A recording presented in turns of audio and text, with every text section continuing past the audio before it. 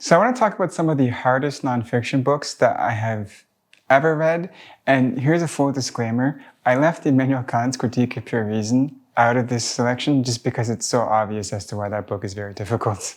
So the first one is Cognitive Linguistics, the Basic Readings.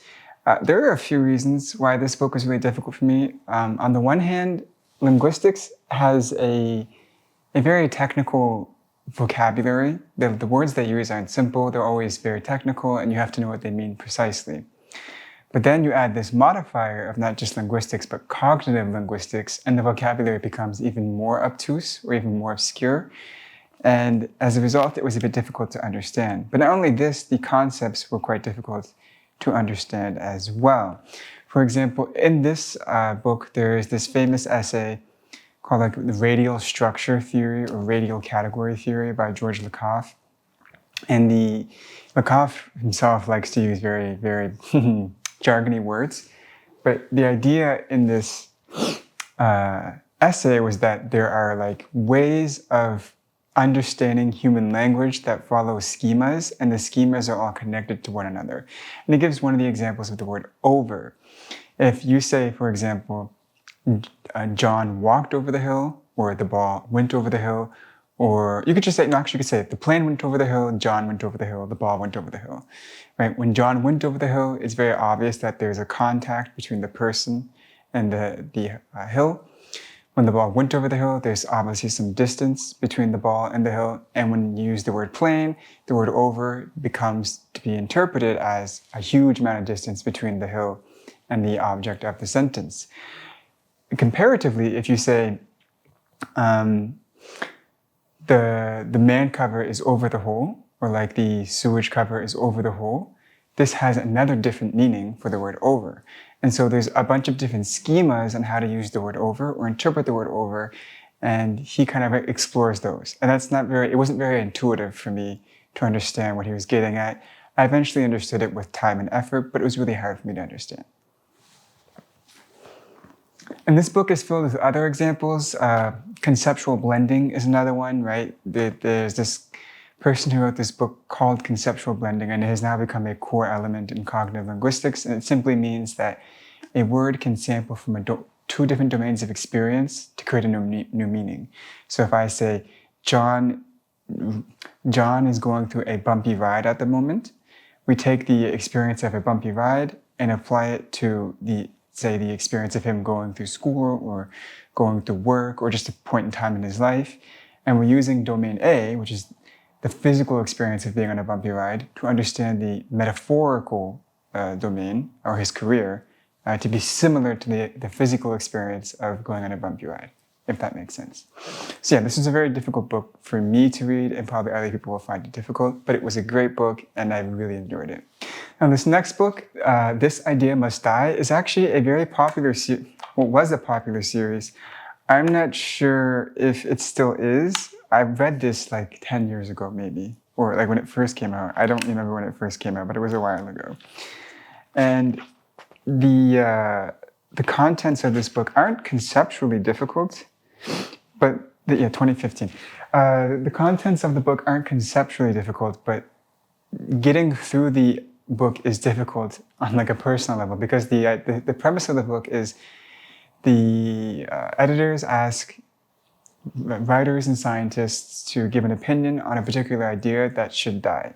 And usually the ideas they're talking about are ideas that are actually currently debated in the mainstream academia. One of the examples could be behaviorism. So I believe there's an essay in there that argues that the idea of behaviorism should be distinguished, it should be done away with, because it's an outdated worldview. Another one might be cause and effect, that science journals should no longer talk about causation. They shouldn't mention it at all. They should just mention statistical weights. Don't ever talk about causation. That was another one.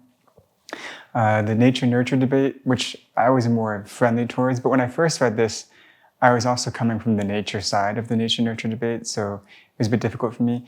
Yeah, that book was really hard for me to get through because I always had to stop and think about the arguments they were giving and whether I was being biased or if there was something of substance to what they were saying. It challenged me more on a personal level to get rid of my predispositions towards certain beliefs, rather than on an intellectual level.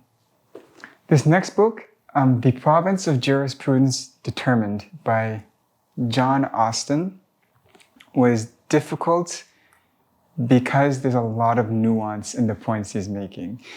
I stumbled upon this book because I was reading H.L.A. Hart's book, The Concept of Law, and he cites John Austin as being a big influence on him and having a lot of sway in his worldview.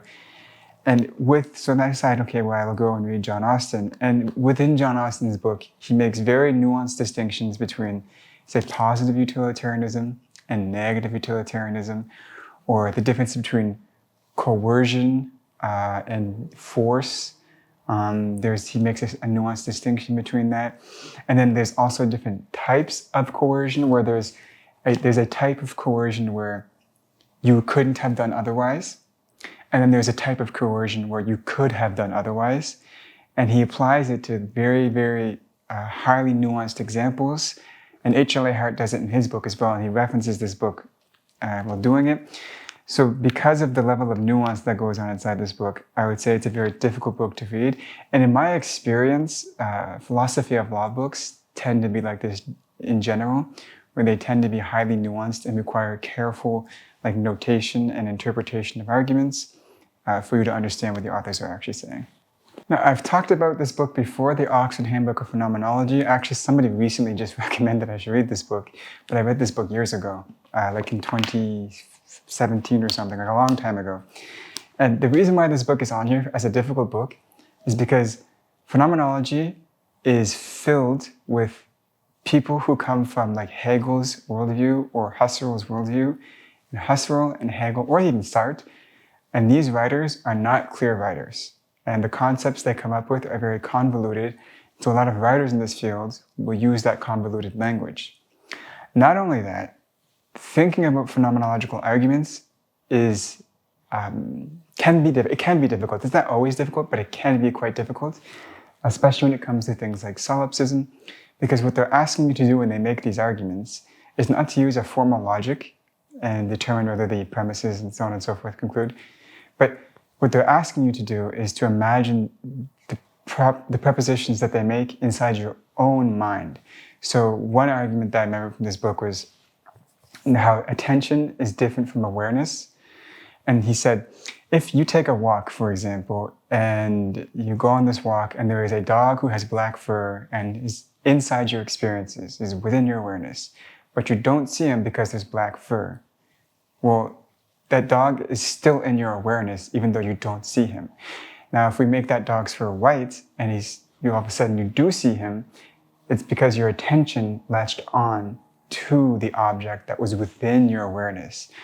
And so he was just setting up a thought experiment of how you could easily see attention and awareness are different from one another. And that's just one of the many super nuanced arguments that you have to use your imagination to think about your own subjective experiences and how they operate. So for that reason, this book is on here. It can be quite difficult, not only because of the language, but also because of the nature of the thinking involved. This last book, Clinical Neuropsychology, the 4th edition by Wallenstein and Heilman.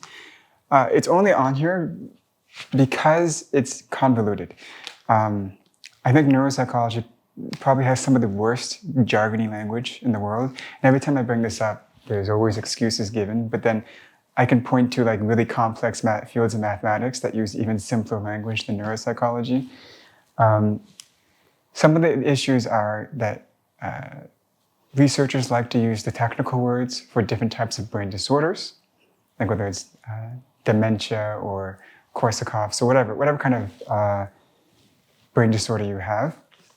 But not only this, the brain disorders aren't universally agreed upon. So when you do make these classifications, it's actually not like a binary classification, it's more like a spectrum, which makes it a little bit more difficult. And then on top of this, they use jargony language to refer to other types of jargony language. So a lot of the times neuropsychology data will use writing or linguistics data. And so what you'll see is that they'll use the jargony language of neuropsychology to then talk about the jargony language of linguistics so it's like embedded within one another. Sometimes they'll use the jargony language of neuropsychology mixed with the jargony language of just cognitive science, generally speaking, or maybe even complex computational models that you find in like computational neuroscience. The field is riddled with jargon, and then not even it's just its own jargon, just other fields' jargons, and that makes it difficult to understand. And it's almost like you should probably read a neuropsychology dictionary 5 times over before you read a neuropsychology book, like a technical one like that one. Some writers aren't bad with it, but I found in that specific book, 66% of the chapters, if I'm being fair, were jargony, like too jargony. So be warned, if you want to read a technical neuropsychology book, it's going to be jargony. So with that being said, let me know if there's any hard nonfiction books you've read. I know people are going to say Hegel, Kant, maybe Friedrich Nietzsche because he writes a little bit edgy, Hume. I know people are going to bring these people up, but I didn't want to throw them in here because they're a bit obvious and low-hanging. But if you do have any recommendations, let me know. I might be curious to read them. Unless they're too hard, then I'm not interested. But with that being said, bye-bye for now.